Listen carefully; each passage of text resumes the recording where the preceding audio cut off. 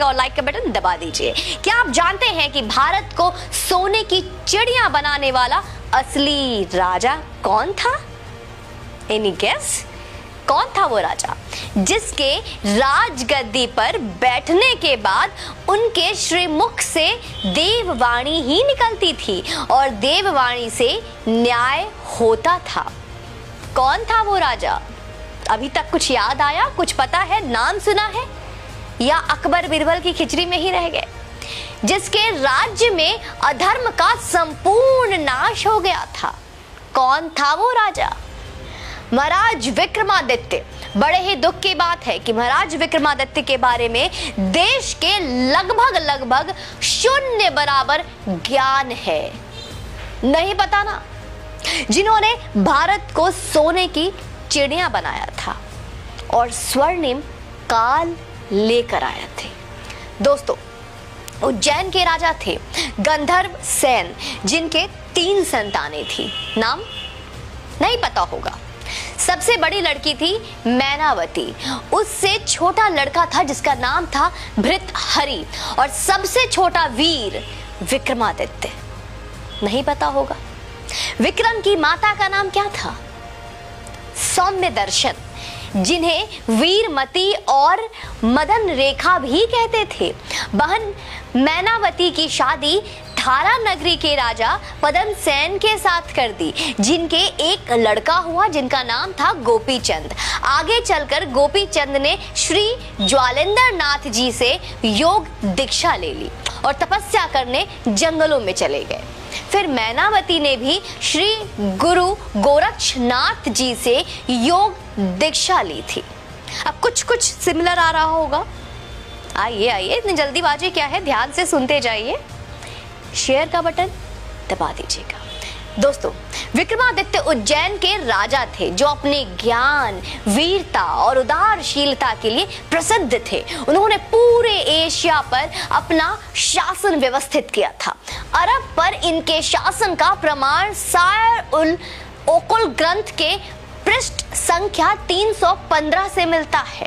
आप उस ग्रंथ के पन्नों को पलटिए। इस ग्रंथ की रचना अरबी कवि जरहाम कितनोई ने की है। यह ग्रंथ वर्तमान में इस्तांबुल शहर के प्रसिद्ध पुस्तकालय मकतबे सुल्तानिया में स्थित है।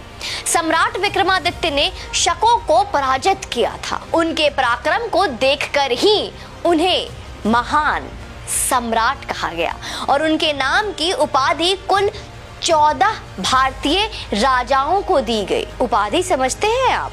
विक्रमादित्य की उपाधि भारतीय इतिहास में बाद के कई अन्य राजाओं ने प्राप्त की थी, जिनमें गुप्त सम्राट चंद्रगुप्त द्वितीय और सम्राट हेमचंद्र विक्रमादित्य, जो हेमू के नाम से प्रसिद्ध थे, उल्लेखनीय है। विक्रमादित्य के पूरे दरबार में नवरत्न रहते थे। कहना चाहिए कि 9 रत्नों रखने की परंपरा का प्रारंभ भी उन्होंने ही किया था। दोस्तों, उनके अनुसरण करते हुए कृष्णदेव राय और अकबर भी नवरत्न रखे थे। सम्राट अशोक के दरबार में भी नवरत्न रखे थे। विक्रमादित्य के 9 रत्नों का नाम जानते हैं आप? आइए।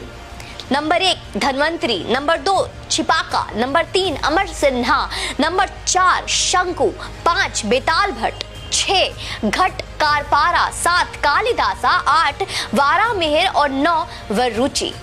महाकवि कालिदास की पुस्तक ज्योतिर्विद भरण के अनुसार उनके पास 30 मिलियन सैनिकों, 100 मिलियन विभिन्न वाहनों और 25,000 हाथी और 400,000 समुद्री जहाजों की एक सेना थी। दोस्तों, कहते हैं कि उन्होंने ही विश्व में सर्वप्रथम 1700 मील की विश्व की सबसे लंबी सड़क बनाई थी, जिसके चलते विश्व व्यापार सुगम हो चला था। आसान, बहुत इजी। आज ये देश और यहाँ की संस्कृति केवल विक्रमादित्य के कारण अस्तित्व में है। इस बारे में ज्ञात है आप? अशोक मौर्य ने बौद्ध धर्म अपना लिया था। शायद ये इतिहास के किताबों में भी पढ़ाया गया था और बौद्ध धर्म बनकर 25 साल राज किया था। भारत में तब सनातन धर्म लगभग समाप्ति पर आ गया था। दोस्तों, जी हाँ, आप बहुत चौंक रहे होंगे सुनकर कि मैं क्या कह रही हूँ। देश में बौद्ध और अन्य हो चुके थे।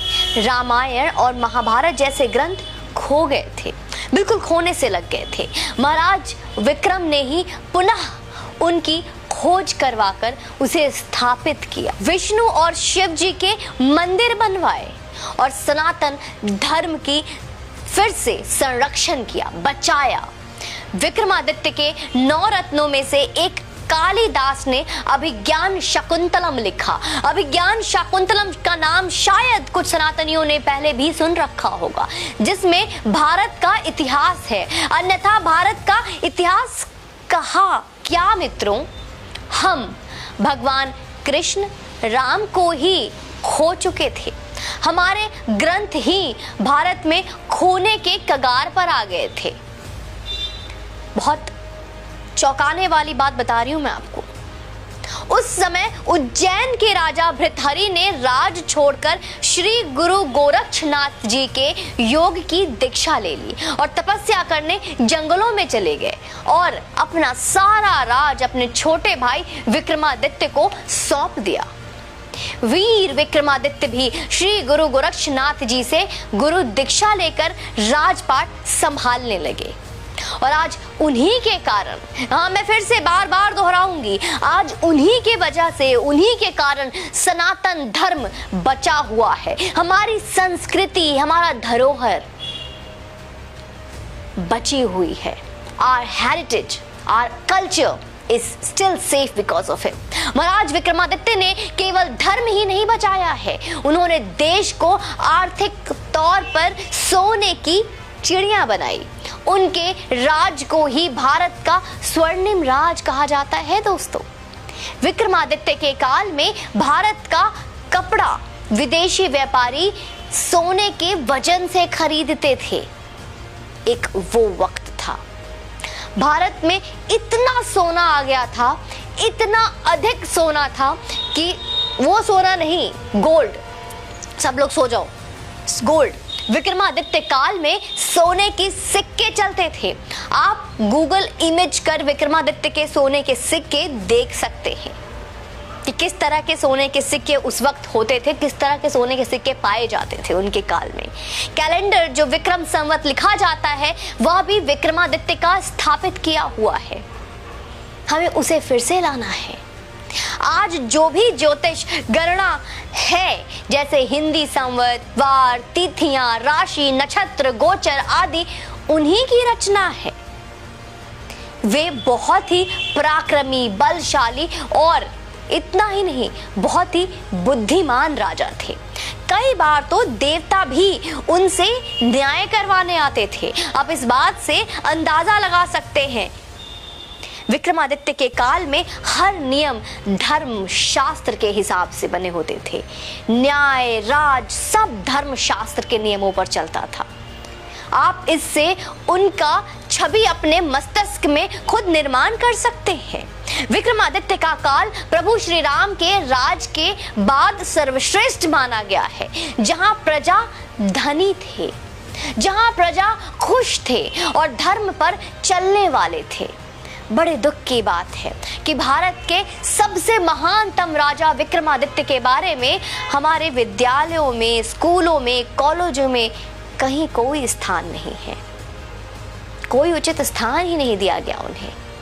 देश को अकबर, बाबर, औरंगजेब जैसे दरिंदों और आक्रांताओं का इतिहास पढ़ाया जा रहा है। उन्हें महान बता। इस वीडियो को अधिक से अधिक शेयर करें। हर उस योगी समर्थक तक भी पहुंचाइए जो योगी जी का खुद को प्रशंसक बताते हैं। हम भी तो देखें कि कितना जानते हैं आप योगी आदित्यनाथ के बारे में और कितना चाहते हैं आप कि इतिहास का वो सच जो हम तक आज तक पहुंचा ही नहीं, वो किस तरह से सनातनियों के पास पहुंचना चाहिए। उसकी कोशिश, उसका प्रयास अब आपको करना पड़ेगा। मैं, हमारी पूरी टीम कोशिश करती है ऐसे कई सच को उजागर करने की जिनके बारे में आपने ना पढ़ा ना आपको बताया गया, जिन्हें हमेशा गुप्त और अंधेरे में गुम करने का प्रयास किया गया। आपसे निवेदन करूंगी कि आप इस वीडियो को शेयर अवश्य करें, लोगों तक अवश्य इस वीडियो को पहुंचाएं और अपने क्षमता, अपने योग्य के अनुसार अपने प्रसन्नता के अनुसार जितना भी आप समर्थन हमें करेंगे, हमारी टीम की मनोबल और दोगुनी होगी और अच्छा काम करेंगे। आप चैनल पे यूं ही बने रहें और अपना समर्थन देते रहें। जय हिंद, वंदे मातरम।